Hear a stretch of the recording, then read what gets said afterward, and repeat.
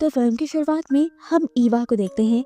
ईवा एक प्रिंसेस है जिसे एक आदमी राजा शोरोन की कहानी सुनाता है। उनके पास एक जादुई ताज था जिससे वो कुछ भी कर सकते थे। वो ताज सबकी ख्वाहिशें पूरी करता था और सब उसे पाना चाहते थे। उन्हीं लोगों में था एक जफर नाम का जादूगर जो राजा को मारकर वो ताज लेना चाहता था, लेकिन राजा का जादू इतना ज्यादा ताकतवर था कि जफर राजा को अपने जादू से मार नहीं पाता और ना ही उनका ताज ले पाता है।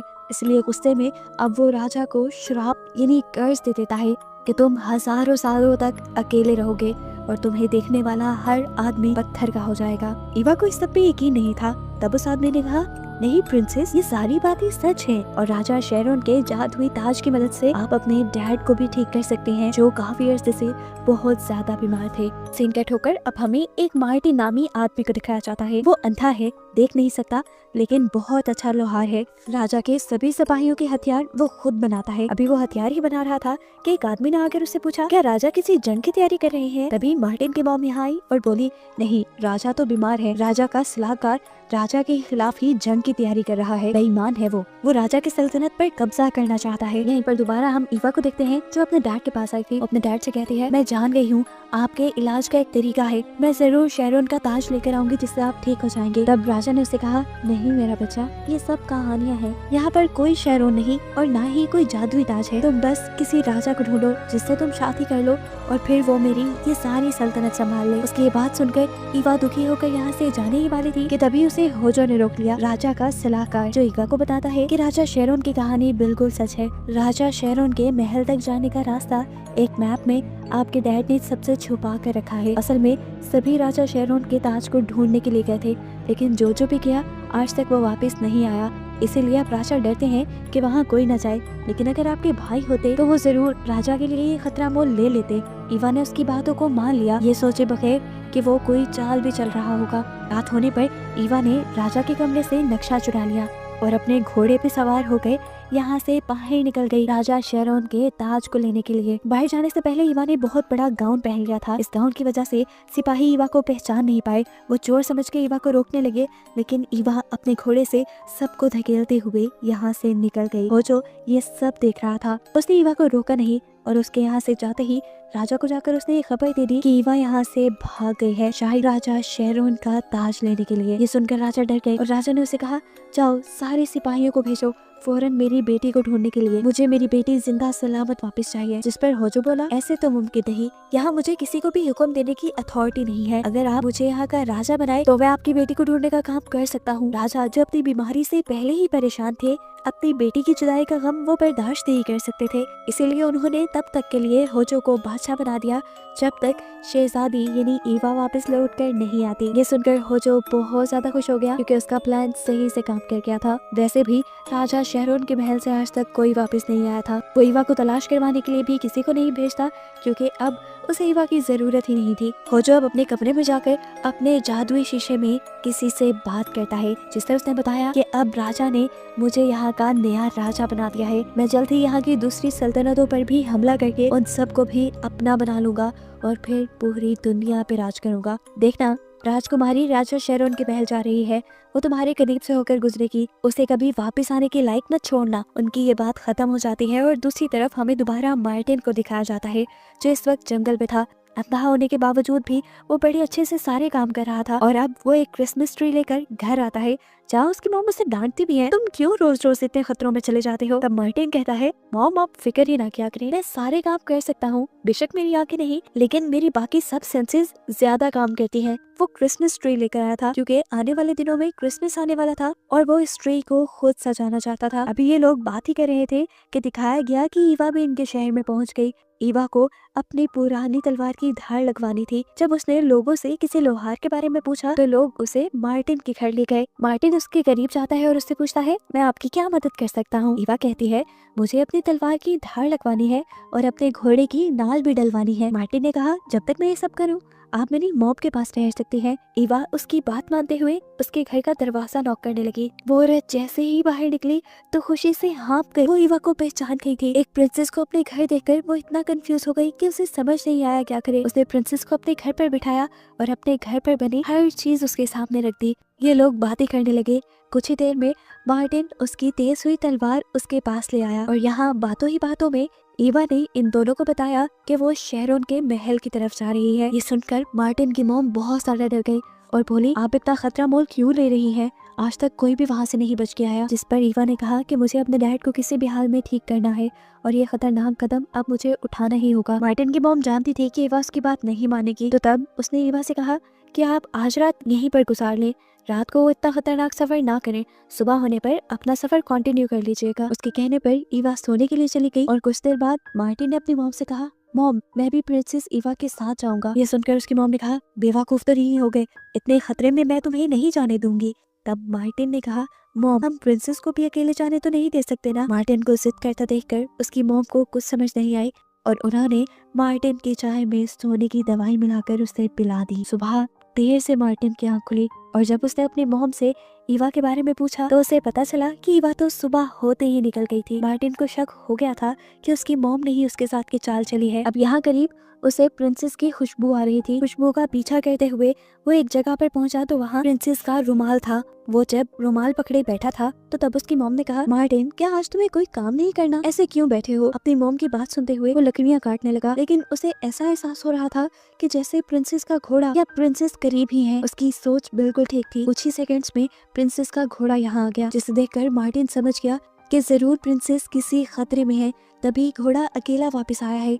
भागकर वो घर के अंदर गया और उसने कपड़े पहन लिए। उसने प्रिंसेस को बचाने का फैसला कर लिया था। पहले तो उसे उसकी मॉम ने रोकने की कोशिश की, लेकिन फिर उसका अटल फैसला देखते हुए उन्होंने उसकी बचाव के लिए एक कुल्हाड़ी उसे दी और साथ ही उसे खाने का कुछ सामान भी दिया।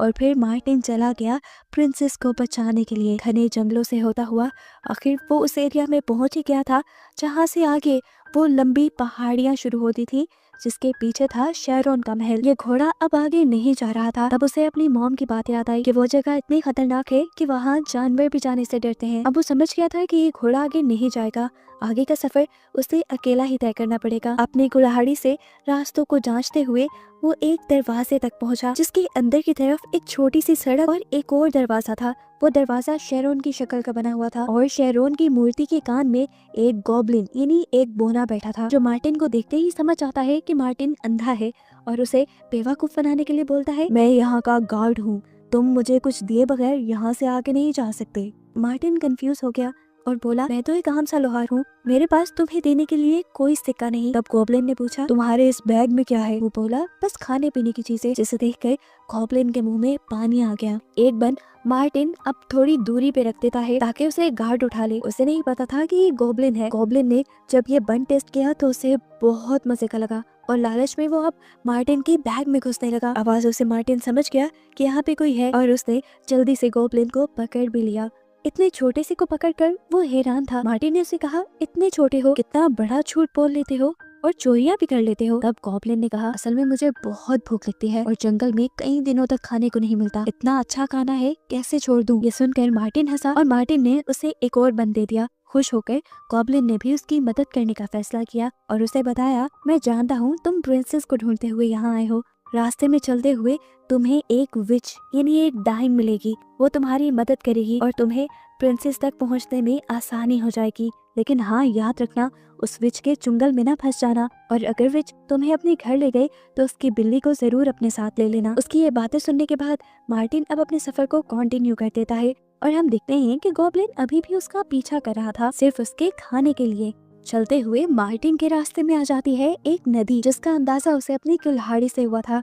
वो इस नदी की गहराई का अंदाजा लगाने के लिए पास पड़े हुए कुछ पत्थर फेंककर ये बात पता चलाता है कि ये नदी ज्यादा गहरी नहीं, वो इसे पार कर सकता है। सारे कपड़े उतारकर वो नदी को पार कर लेता है और दोबारा से कपड़े पहनकर अपना सफर शुरू कर देता है। नदी पार करते ही थोड़ी ही दूरी पर उसे वो विच, वो डाइन मिल ही जाती है जिसके बारे में गॉब्लिन ने उसे बताया था। ये विच बहुत ही अजीब शक्ल की थी। मार्टिन ने जब उससे प्रिंसेस के बारे में पूछा तो वो विच बोली, असल में मुझे ज्यादा कुछ याद नहीं रहता, कोई आई तो होगी प्रिंसेस यहाँ पे, लेकिन कहाँ गई होगी मुझे याद नहीं। मैं अपनी सारी बातें अपनी डायरी में लिख लेती हूँ, अगर तुम्हें पता चलाना है तो तुम मेरे घर आ जाओ और डायरी से पढ़कर मैं तुम्हें बता दूंगी कि वो कहाँ की तरफ गई है। भोला मार्टिन उसकी चिकनी चुपड़ी बातों में आता हुआ उसके घर चला गया। विच ने जाकर उसे एक स्टूल पर बैठा दिया और दिल ही दिल में सोचा, आज तो इस अंधे का गोश्त खाने को मिलेगा। वो मार्टिन को ट्रैप करने के लिए दूध में बेहोशी की दवाई मिलाकर मार्टिन को दे देती है। मार्टिन जैसे ही ये सुनता है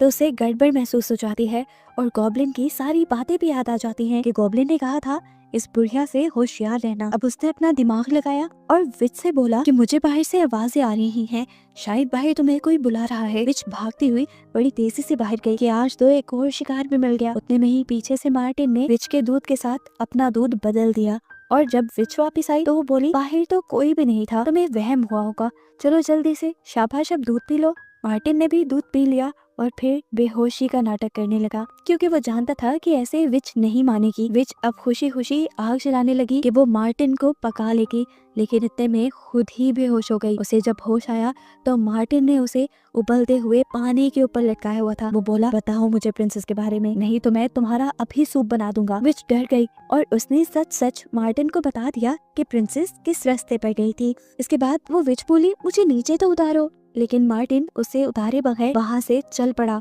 मार्टिन अब आगे की तरफ बढ़ने लगा। रास्ते में मुश्किलें अब बढ़ती जा रही थी। ये पहाड़ियाँ तो हर कदम पे मुश्किलें लेकर आ रही थी। एक तो ऊंचाई में ये पहाड़ी थी। मार्टिन को ऊपर की तरफ चढ़ते हुए बहुत मसला हो रहा था।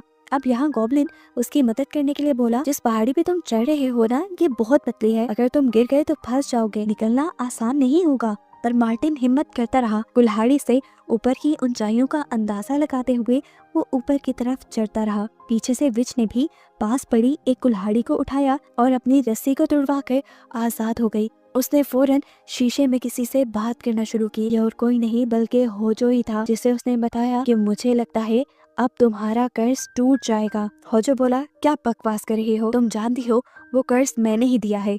मैं ही हूँ असली सफर जो 1000 साल से जिंदा है। मैं ही वो जादूगर हूँ जिसने वो शराब दिया था। मैं अभी नहीं मरा तो वो शराब कैसे टूट सकता है। तब बूढ़ी औरत बोली कि अगर कोई एक दिन तक बिना शेरोन को देखे उसके साथ गुजार दे तो उसका शराब टूट जाएगा, और अब मार्टिन नामी बंदा तुम्हारा ये शराब तोड़ देगा क्योंकि वो अंधा है और वो शेरोन के महल की तरफ जा रहा है। ये सुनकर उसे बहुत ज्यादा गुस्सा आया और वो फौरन अपना काला जादू चलाते हुए काले धुएं छोड़कर फौरन ही मार्टिन के पीछे आ गया। इस टाइम मार्टिन एक अजीब सी पहाड़ी पे था जिस पे चढ़ना कहीं मुश्किल था। मार्टिन ने हिम्मत नहीं हारी और आहिस्ता आहिस्ता कदम बढ़ाते हुए अपना पूरा जोर लगाते हुए वो ऊपर चढ़ने लगा।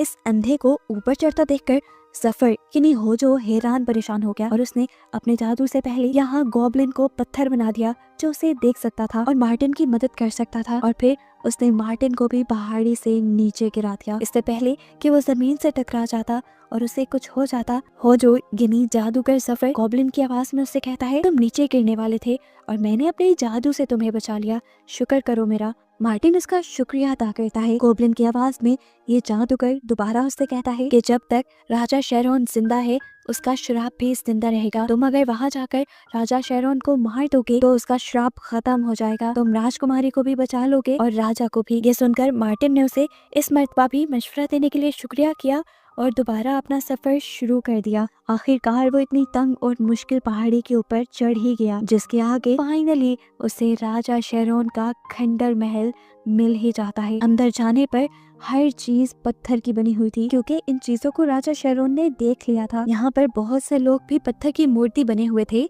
जिन्होंने शेरोन की आंखों में देख लिया था। वो इन्हीं पत्थरों की मूर्तियों को पकड़ता पकड़ता आगे पहुँचता है। एक मूर्ति के पास पहुँचने पर उसे बिल्कुल प्रिंसेस के कपड़ों जैसी स्मेल आ रही थी और वो समझ गया कि यही प्रिंसेस है। राजा शेरोन अब इस आदमी को देखकर हैरान हुआ।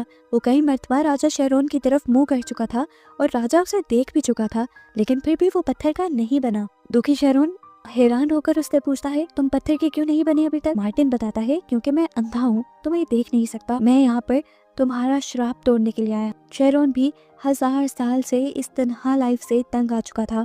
उसने मार्टिन से पूछा, तुम्हारे पास कौन सा रास्ता है शराब तोड़ने का? तब मार्टिन ने बताया कि मुझे एक गॉब्लिन से पता चला है कि आपको अगर मार दिया जाए तो आपका श्राप टूट जाएगा। अपनी जिंदगी से तंग शेरोन ने उसके सामने घुटने टेक दिए और उसे कहा, मार तो मुझे, अगर इसमें ही सबकी भलाई है तो मार दो। मैंने आज तक किसी के साथ कुछ बुरा नहीं किया, लेकिन फिर भी अगर इस चीज की मुझे सजा मिलती है तो दो मुझे सजा। मार्टिन ने उसे मारने के लिए कुल्हाड़ी उठा भी ली, लेकिन उसे शेरोन को मारना अच्छा नहीं लगा। उसने शेरोन से कहा, आपने आज तक किसी को नहीं मारा, कोई जुल्म नहीं किया, तो आपको ये सजा क्यों मिले? ये सब सुनते हुए अब अचानक से जादूगर जफर इनके सामने आ जाता है। वो मार्टिन से कहता है, तुमने इसे मारा नहीं, मेरा सारा प्लान तुमने चौपट कर दिया, अब देखना मैं तुम्हें बताता हूँ। वो अपने काले जादू से मार्टिन को उठाकर नीचे पटक देता है। मार्टिन इस मर्तबा खड़ा हो जाता है और बोलता है, मैं उस टाइम समझ गया था कि वो गॉब्लिन नहीं कोई और ही बोल रहा है। शुक्र करो मैंने राजा को मारा नहीं, वरना मेरे हाथ से बहुत बड़ा जुर्म हो जाता। उसकी ये बातें सुनकर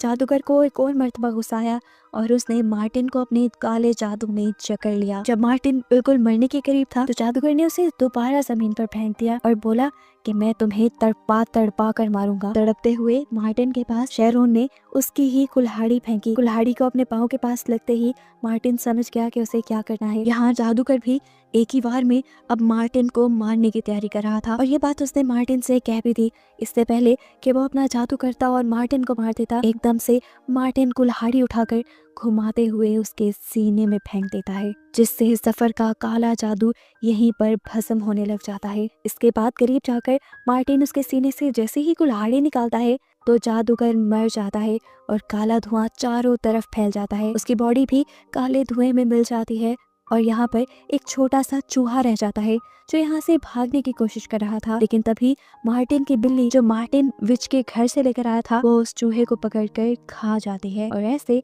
सफर का सारा किस्सा तमाम हो जाता है। राजा शेरोन के ऊपर से उसका श्राप यानी कर्ज भी टूट जाता है और यहाँ पत्थर के सभी बने लोग भी आजाद हो जाते हैं, नॉर्मल हो जाते हैं। मार्टिन की ये बहादुरी देखकर शेरोन बहुत खुश था। 1000 साल बाद वो आजाद हुआ था और इसकी वजह सिर्फ मार्टिन की बहादुरी थी। उसने मार्टिन से पूछा, बताओ तुम्हारी क्या ख्वाहिश है, मैं अभी पूरी कर देता हूँ। मार्टिन बोला, मैं सिर्फ यहाँ प्रिंसेस ईवा को बचाने आया था, इसके अलावा कुछ नहीं। शेरोन को उसकी खुददारी भी पसंद आई और वो बोला, मैं जानता हूँ तुम खुद कुछ नहीं मांगोगे, लेकिन मुझे पता है इस टाइम तुम्हें किस चीज की सबसे ज्यादा जरूरत है। वो यहाँ मार्टिन को उसकी आंखों की रोशनी दे देता है। मार्टिन पहली मर्तबा ये सारी दुनिया देख रहा था और बहुत ज्यादा खुश था। ये लोग अब जाने ही वाले थे, लेकिन तभी शेरोन ने उसे कहा, रुको, मैं अब बूढ़ा हो गया हूँ, जल्द ही मर जाऊंगा, मेरी सल्तनत अकेली रह जाएगी, इसीलिए आज से मैं तुम्हें और प्रिंसेस ईवा को यहाँ का राजा और रानी बनाता हूँ, अपनी सल्तनत तुम्हारे हाथ में देता हूँ। ये फैसला सुनकर सभी बहुत ज्यादा खुश हो जाते हैं और ये दोनों शेरोन से वादा करते हैं कि जल्द ही ये लोग अपने घर वालों से मिलकर यहाँ वापस आ जाएंगे और ये सब कुछ संभाल लेंगे। यहाँ पर ईवा भी शेरोन से अपने डैड को ठीक करने की विश मांगती है और शेरोन उसकी भी विश पूरी कर देता है, जिसके बाद वो इन दोनों को इनके घर के करीब छोड़ देता है। ये लोग जब घर वापस आए तो यहाँ पे सब कुछ पहले जैसा हो गया था। राजा ने ठीक होकर अपना सारा निजाम संभाल लिया था, सभी अमन में थे और खुश थे। ये देखकर प्रिंसेस ईवा भी खुश हुई और उसके डैड भी उसे देखकर फख्र करने लगे। आखिर में दिखाया गया कि मार्टिन और प्रिंसेस ईवा की शादी हो गई, जिसके बाद वो शेरोन की हुकूमत संभालने लगे और इस तरह इस कहानी की हैप्पी एंडिंग हुई।